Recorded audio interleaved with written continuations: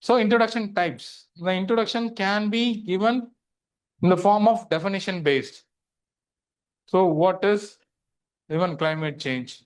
And context based, as we already discussed, in the wake of recent climate things, or code based. Okay. So for Mahatma Gandhi said who something is said by some person, or it can be based on a statistical data. And it can also mention the contemporary issues or developments. Fine. So these are all the some of the introduction types you can start with. Fine. So hope many of you given certain different types of introduction here itself. Fine. So for that, I gave you certain examples. So this example is for about sustainable development.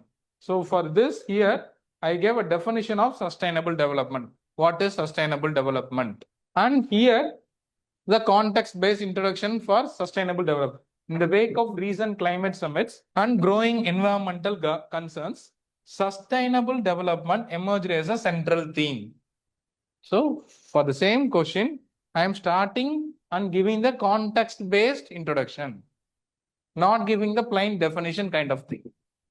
Fine. When it comes to code-based introduction, Mahatma Gandhi said, "Earth provides enough to satisfy every man's needs, but not every man's greeds."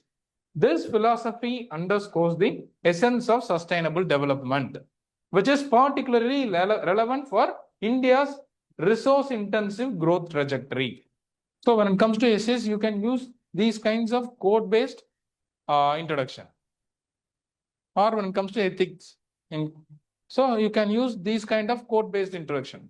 And another is a statistical type of introduction. Hope many of you used it. So with 70% of India's population dependent on agriculture and natural resources, sustainable development is not merely an environmental concern, but a socio-economic necessity. Fine? You're getting me? And it is about the contemporary based introduction. Recent developments in renewable energy technologies and circular economy models offer promising pathways for India to achieve its sustainable development goals, requiring strategic investments and policy support to scale up these initiatives.